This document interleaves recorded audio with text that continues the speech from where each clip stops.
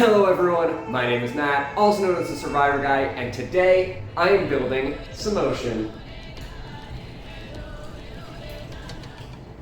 This is going to take way too long for an intro. This is Simmotion. I ordered a Simmotion on Etsy in the off chance I would make it to the final four of Survivor 50. I see you, Aubry, and I raise you building my own Simmotion out of cardstock so I don't have to drop $180 in order to practice my favorite Survivor challenges. Simmotion is one of, if not the most iconic challenge in Survivor history, and as it's often used as a Final Four challenge, probably one of the most important to practice. I've made a lot of Survivor challenges on my channel over the years, and Simmotion is always one that I've really wanted to make, but could never really figure out how. And one of the things that I've learned as I've been making these videos is that inspiration can come from anywhere. For example, those of you that are familiar with my channel may know that I am a physics teacher, and one of the things that I do right before Christmas break is I have my students make paper roller coasters. I print out these templates on cardstock, I give them scissors and tape, and they build whatever they want. You drop a marble down it, and you can show that potential energy turns into kinetic as it moves through the roller coaster, and really it's just like a fun activity, so we're not doing anything too heavy before break. So this summer, because I have some free time on my hands, I once again approached the idea of, I want to make Simmotion. How can I do this without spending a lot of money and a lot of time buying metal and then bending it or whatever those other people on the internet do? And I really sat down and I started to think about this, and like all good ideas, I was thinking about it in the shower, and then it hit me. If my high school students can build little roller coasters out of cardstock and tape, I can build Simmotion out of cardstock and tape. So strap in, everyone. This one's a doozy. It took me a full week to build this, but here's how I did it. So the first thing I did is I went to my school email Google Drive and I printed out a bunch of those templates. I will put a link to the template in the description of this video in case you want to try this yourself. I didn't know exactly how much of each thing I would need. Since Simmotion is really just 3 giant loops spinning around, I printed out 30 pages of the curve template. I think I ended up with a little bit extra, but in case you mess them up, it's always good to have some extra. Since Simmotion needs to be built pretty high, there are these paper supports. Those supports are what you tape the roller coaster to get some verticality to it. So I printed out 20 of those, and then you're also going to need to print out 1 funnel sheet. Now, before you actually start cutting and taping and all of that stuff with your templates, you're going to want to get a nice base to build the entire thing on top of. So what I would recommend is getting out a nice big piece of cardboard. What I did is I took a cardboard box, and even if it's like bent in places or you have to tape multiple sheets together, you can tape it together and get it as flat as possible. The reason that I'm not just building this straight on my kitchen table is because when this is all said and done, I want to be able to put this in the closet and bring it back out if I ever want to practice again. And if I build the whole thing on the table, well, when I go to put it away eventually, I would have to take the entire thing apart, meaning if I ever wanted to practice in the future, I'd have to rebuild it, which would not be ideal. Now that I've got my cardboard base to build Simmotion on top of, I'm going to grab those templates for the curved part of the track, start cutting those out, and assembling. So to assemble, these templates are very, very nice. All you have to do is cut along the solid lines and then fold along the dotted ones. So what you're gonna wanna do, there are 3 curves on 1 sheet of paper. Cut one of those out, cut those slits all along, and then what you're gonna wanna do, you're gonna have to fold it twice at each of those 2 dotted lines. So fold it over once, make sure that's all nice and even, and then fold it over again.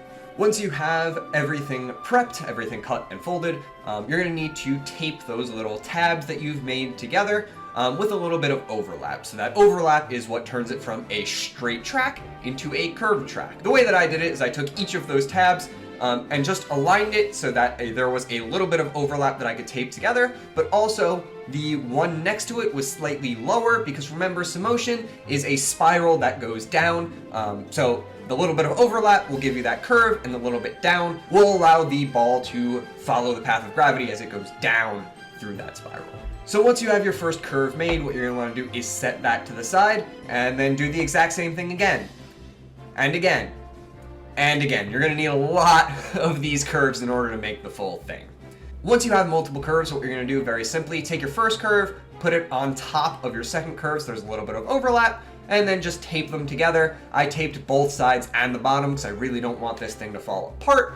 And then what you'll see is you now have more of that spiral completed. So the more curves that you make, the more you add them to your total spiral, and over enough time, what you will see is your Simmotion, or at least one part of it, is starting to take shape. Now, how big and how tall you want to make this spiral is up to you. I opted for about 3 turns. I figured that would give me enough time to catch the marble without making this too big of a project, right? If you really want something that's going to have the hang times that the Survivor Simmotion does, since you are making something that is much smaller than that, you can add more turns, which makes it longer, but then you would also have a higher tower, which is going to create a lot of problems. So I think 3 turns is a pretty good number, but it's really up to whatever your heart desires. After you're satisfied with how many turns you have in your spiral, you need kind of a straightaway, right?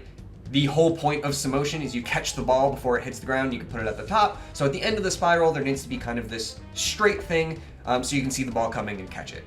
So in order to do that, what you're going to want to do is make another curve, this time having it curve the other way. So if your spiral curves to the right, you want this one to curve to the left. If your spiral curves to the left, you want this one to curve to the right, but you don't want to make it a full curve. So you want to make half of it curved and then the latter half be straight so that your marble comes out of the spiral, comes straight, and then eventually either leaves the table or ends up in your hand. So at this point, you have one spiral of Simmotion done. All you need to do now is assemble it. Make it vertical, make it an actual spiral that a ball could roll down. In order to kind of set a foundation, I taped that end track down first, so I always knew my ending point is going to be where I want it to be, and now I can adjust everything else in accordance with that. So in addition to having the curves printed out, one of the things I told you to print was the supports. These are very important because those are what allow you to build upwards. So same idea when you are cutting out these supports from the template, you're going to cut along your solid lines, fold along your dotted lines. So cut out each individual template. Again, there are 3 to a page. There are those little slits along the bottom. You're going to want to cut those because those are what you're going to tape to your cardboard base to get it to stand up. You're going to fold it until you basically get a rectangle shape. Then what you can do, kind of make it a tube, tape the outside. I taped it 5 different times because I'm excessive like that and I don't want it to fall apart. 3 times is probably good, 1 on each end, 1 in the middle. And then you can place that cardboard tube on top of your cardboard, tape those ends that you cut down, and now you have a pillar going straight up with which you can tape your roller coaster to in order to get it to suspend in the air. So in order for this section of Simmotion to be structurally sound, I would recommend at least 2 supports, 1 on either end, maybe a 3rd one if you really want it to stay up there. And then as you put those supports down, just tape the track of Simmotion around, obviously going from the ground up so that gravity pulls it down the entire way and it goes into a spiral. Depending on how tall and how many turns you put into your spiral, you may need to get to a height that is taller than your supports. In that case, what I would recommend, and what I did, is taking one of your supports and putting it on top of another one, and then taping that around. So what you've essentially done is made a support that has double the length. You're really going to want to make sure that you secure this one to the bottom because the more height you add, the more tendency it has to kind of wobble all over the place and you want that thing to stick straight into the air. It might help to cut those little tabs on the bottom a bit longer, but as long as you use enough tape to hold that down, you should be fine.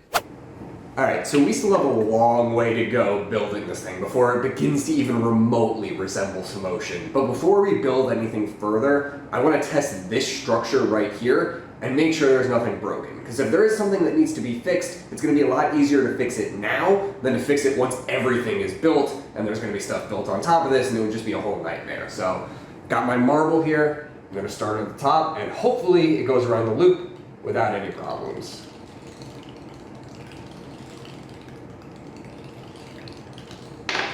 Perfect. I was a little concerned about it being too fast, but that looks like just the right amount of time for this to actually be something close to what we see on Survivor. So, if everything goes to plan, like you just saw, you should be able to test out this first spiral that you made and make sure the marble goes through. If there are any hiccups, just adjust as you see fit. So if it doesn't go fast enough to make it through the loop, maybe try raising it up a little more the more height you have. the faster it's going to go through. If you think it's going too fast, maybe kind of decrease the height in between each layer of the spiral to make it go a bit slower. Now that you have 1/3 of Simmotion finished, the next thing you need to do is exactly what you just did again. So we need to get that other side. So what I did is the exact same thing I did the first time, cut out those curves, tape them together, yada yada yada. The only difference is this one you want to spin the other way. That's not super important, you can have them both spin the same way, but I think just to make it look nicer, I taped my curves in the other direction so that the two sides would be spinning in different directions. And while you're watching this beautiful montage of me assembling the second spiral, now would be a good time for you to go down and hit that subscribe button and that like button, maybe leave a comment like, Matt, you're so cool, or I don't know, something, I'm just spitballing here. I put a lot of work into this, so if you are enjoying the video that you're watching, subscribing and liking the video would show me that, and I would really appreciate it. And just like before, once you have your spiral built, before you move on to the next step, you're going to want to drop a marble on there, just to make sure that it makes it all the way around those loops without any kind of hiccups. Alright, so we have our bottom two spirals for Simmotion set up. We do have to make the spiral on the top, and then of course the connector in the middle that alternates between the two sides. But before we do any of that, we've checked and make sure that both of these work. The balls will go around the spirals and make it to the end. But one thing we want to check for before we move on is that the timing of each of these spirals is the same. Now you may have noticed that the size and shape of them are vastly different. If I had spent a lot of time measuring everything in like a protractor and make sure all the angles are perfect, we wouldn't have to test the timing. But I don't have time to test all of that. It's easier for me to build it, then test the timing and make some slight adjustments than it would be to measure every step of the way. So I got my two marbles. I'm going to start each one at the top of each ramp, and then based on the time that they reach the bottom of the ramp, I can figure out if I need to make one of them faster or slower, just to make sure that they're even, and I'll go over how I'm going to do that if I need to. Okay. So marbles ready? Go. Okay, I didn't release them at the exact same time, but I know that the green one got a little bit of a head start and they ended about the same time. So I noticed there was a little bit of a discrepancy. It looked like they hit at the same time, but I didn't release them at the same time. So if you do have a time discrepancy between when your two marbles reach the end of those two different swirls, what you can do is basically what I was saying before to adjust the speed. If one of them needs to be a little bit faster, you can raise up the height difference between each of the layers. That will make it move faster. If you need one of them to be a little bit slower, you can lower the height difference between each of them. If you have like just a very, very small difference in timing and you don't want to mess with the height of everything, you may notice in your curves, it's kind of like little stairs, right? So you have, here is the flat part of one, here's the flat part of the other. So as it goes down, the reason you're hearing kind of like a noise as it goes through, it's kind of falling from one to the other. To make it go a little bit faster, you could just take a piece of tape and over each of those steps, layer the tape so it becomes a ramp instead of little steps. And as the marble goes over that part, it'll go a little bit faster. So if you just need very, very small adjustments, that's a little trick that you can use to kind of adjust your ramps without making any major changes. Now we get to the hard part. So before we build that like final top swirl of Simmotion, we have to figure out how to get the marble to alternate between those two that we just built. Now, normally when I build one of these challenges, I have the entire thing planned out in my head before I actually build it so that I can give you this step by step and record everything, and everything looks nice and neat, and you're like, this guy planned all this out, he knew what he was doing, he executed his idea, and it worked well. I did not have an idea for this alternating part when I started making this. I was just kind of like, oh, I can make it out of that cardstock roller coaster kit that I use at school, and it'll just come together and it'll work. And then I got to this part and I was like, crap, I need to think of this. How do I do this? So the first place that my mind went is that one gym in Pokemon Ruby and Sapphire where you have to like kind of navigate between these little fixtures in the wall that rotate when you walk through them. So I was like, all right, I can do that, and I can have kind of like a pivot point, right? So it looks kind of like a T, and then you lean it to one side, the marble hits, say, the left side, my left, so your right, moves that way, and now the next marble will hit the other side, and it'll tilt that way, and it pivots back and forth according to gravity, and everything is peachy. So that's the idea I started with. In order to do that, what I did is I got out a piece of cardstock, cut a strip. I used a pencil to make it nice and tight to get like a little tube out of it. Then I took more pieces of cardstock to make kind of that T pattern. So I folded them in half to make sure they were nice and thick, and then I kind of taped them to that tube that I made in like a T pattern with that idea of marble drops, tilts one way, other marble drops, tilts back the other way. So I made this like T tilting alternator thing, and then I looked back at what I had already built, and I was like, the ends of these two ramps are not close enough for this to work at all.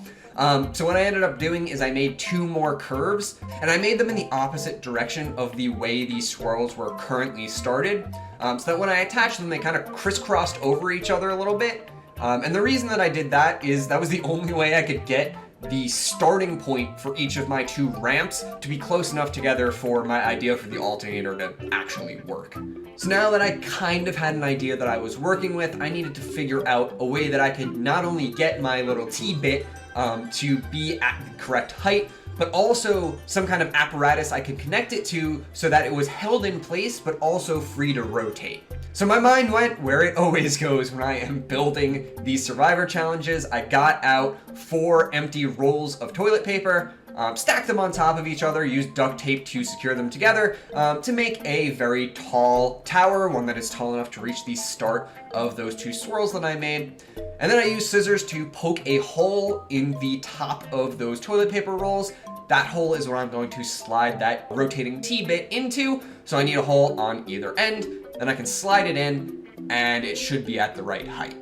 So now I'm looking at this thing that I made, and I'm like, all right, this seems okay so far, but I'm concerned about the fact that it is still free to slide in and out of those holes that I made, right? It's secure in those holes, but if a marble hits it with enough speed, it could kind of push it out of the hole, and then the whole thing falls apart.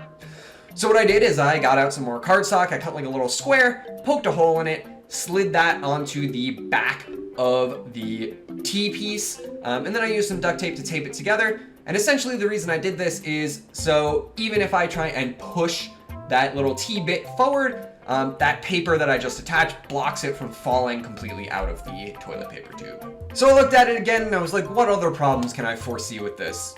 Well, if I'm dropping marbles right on top of it, that's a very narrow strip I've got there. What's to stop the marble, which already has forward momentum, from just rolling right out the other side? So I got some more cardstock, cut it out in a square again, and then attached it to the back of that T-piece so that when the marble comes through, it can hit that back, hit the bottom as it's supposed to, roll off, and roll onto those spirals that we've assembled. So now with all the potential problems that I could think of addressed, I took this entire apparatus that I just built and attached it to my cardboard base over the top of the 2 spirals that I've built. And then I realized that in order for it to tilt and then stop in enough space for the next marble to tilt it back the other way, I needed something underneath it to kind of block it from spinning completely around. Because the way it's built right now, it could really do a full 360 and nothing would really stop it. So once again, I got some more cardstock, folded it into little squares, and I attached it to the sides of the start of the roller coaster track that I've built, so that when the T-piece tilts, it hits that cardstock that I've just attached, which stops it from rotating too far in either direction. As always, before I move on, we're going to test and make sure this works, because I have literally zero faith that this is actually going to work. So let's say I have my balls dropping right here. Okay. See, that one's gonna, yep, there's too much weight on this side. It has too much wiggle room. All right, I'm gonna have to modify that. All right, so the idea behind what I built was sound, but the execution, not so much. So it's got a few problems. No big deal. I can make some adjustments and we'll figure this whole thing out. So that's what I did. I made some adjustments and then I tested it. Hopefully those counterbalances fix that issue. So let's see. No, too much weight. Definitely too much weight. It's not even turning the right side anymore. Damn it, I thought I had it. And I made some more adjustments. And I tested it again.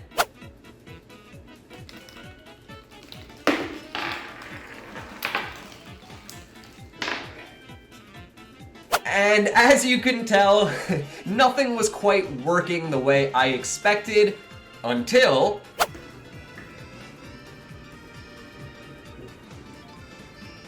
Wait. Oh, that's so smart. Alright, sorry, I was just tinkering with it. I didn't plan on actually like recording something. So one of the problems that I'm trying to work out right now is I put this in the back here to keep it all the way forward, but it still has some wiggle room. So I was going to tape another piece on the inside of the tube here. I don't know if you can see it on the camera. But that's what I made this for. So I was going to put that there, and then I realized all the problems that I've been having with these strips that I'm using to block it, this one piece solves that. Because when I tape this to the spinny part on the inside, it's going to hit the inner ends of the tube. So I can trim this to be the perfect length, have it stick on there, and that solves the problem of this moving back and forth, and it solves the problem of it moving like this. I think I'm a genius. I shouldn't say that until I know that it works, but it should work. In theory, it should work. So I'm going to set that up. It seems to be moving a bit better. Let's see. This right here. That looked pretty good. They alternated. I'm just going to look at that one more time. So this looked good. They alternated, but it looked like the two on the left finished before the two on the right. On my right, so it was a stage left, is that what they call it? I'm just going to look at that one more time. This part worked good. Which is the part I've been working on, right? It alternates. But, oh no. No, that worked that time. Okay, maybe I was just imagining it. That time looked good.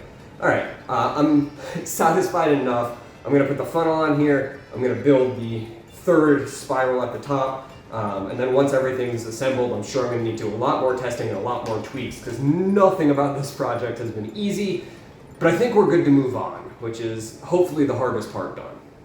So, you may have noticed in that clip there were a lot of changes that I haven't discussed yet. That's because I was tinkering with this thing for so damn long. So one of the things that I changed, I put that sheet in the back of the rotating piece so that when the marbles hit it, they wouldn't fall that way. I put an identical sheet on the other side, so it was basically this thin path that the marbles had to fall down in order to alternate back and forth so it couldn't fall forward or backward.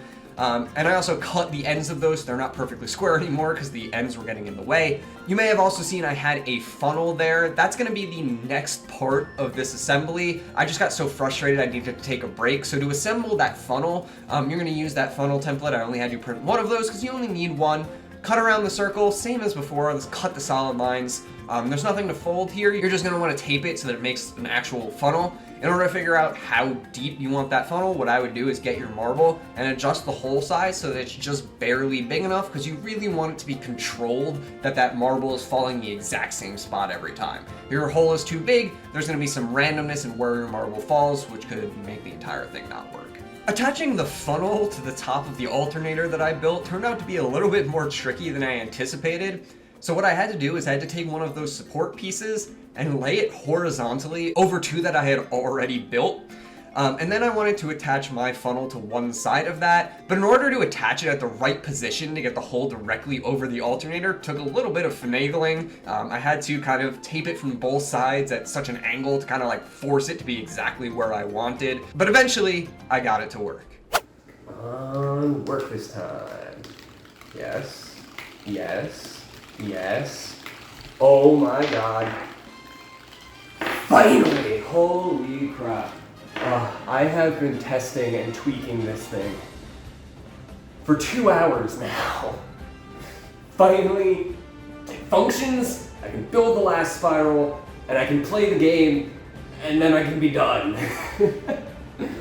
With the hardest part out of the way, all I had to do was build my final spiral, the one that starts the entire thing into motion. So in order to do that, this one needs to be a bit higher, right? It needs to be above what I've already built. So I got out a cardboard box and I built another platform of cardboard on top of that so that I wouldn't have to build supports that were like 4 supports long, because those would never be sturdy. So with that new platform built, I assembled my final spiral and attached it to what I had already made. And if you are wondering how I assembled this final spiral, I will give you a hint. The exact same way I did the other two. It's basically muscle memory at this point. Alright, so I think after many, many days, Simmotion is finally built. The only way to make completely sure that it actually works is to test it and then to obviously practice doing the actual challenge. So to test it, I've got 3 marbles, and if they all make it all the way down the loop, alternating, then we know we're good to actually get started. So 1 marble. Okay. Down that side. This one goes down the other side. Perfect. And that one goes down that side. Does it make it all the way? Ladies and gentlemen, we have Simmotion. Alright, so now that we've got it built, we've tested it, and it's working. I've got 6 marbles here. I highly doubt I'm going to be good enough at this to get all 6 on there, and I'm going to keep them right here. Just like with Survivor, I'm going to start with 1 ball going through. I'm going to look at my watch every now and then. When I feel like it's been about 30 seconds, I'm going to add another ball. The reason that I'm going for 30 seconds instead of like 5 minutes or whatever they do on Survivor is because I don't want to be here all day. I have plans for this afternoon, so I want to test it, see how good I am at it, see if there are any tips or tricks that I can pick up, and then be done with it so that I can get on with the rest of my day, because building it took a lot longer than I expected. So here we go. Got my first marble. Gonna take my hand behind my back. I'm not tying it there, but I'll keep it there. It's on camera so you can keep me honest. Survivor's ready. Go. All right. I don't anticipate much difficulty for this part.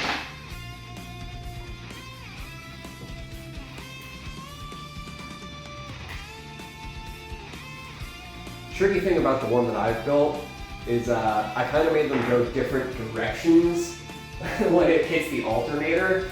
So I'm like, wait a minute, that one landed on my right, but then it ended up on my left. Yeah, because I made them crisscross for dramatic flair, and now I'm realizing that's kind of annoying. How long has it been? I think I'm gonna give myself another 30 seconds before I add my second ball. So after I take this one, put that there. All right, I got my second ball, and second ball is on. So from here it'll probably get a little bit more. I'll give myself like another 30-ish seconds before I add a third.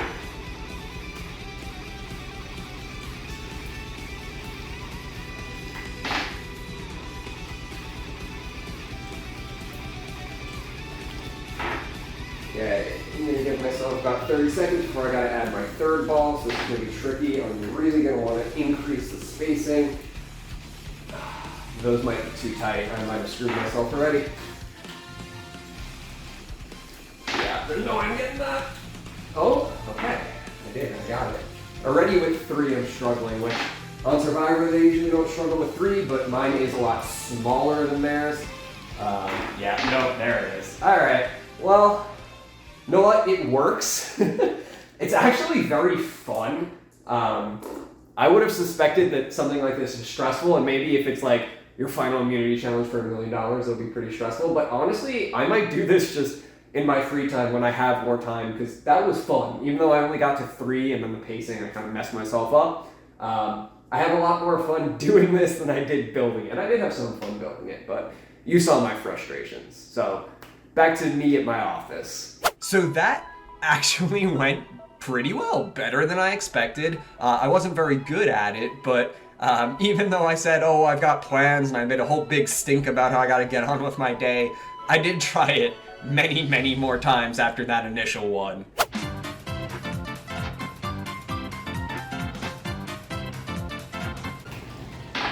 Now we gotta get in it. Wait until one almost is at the end before you face the next one. That's the rhythm. I kind of screwed myself here though.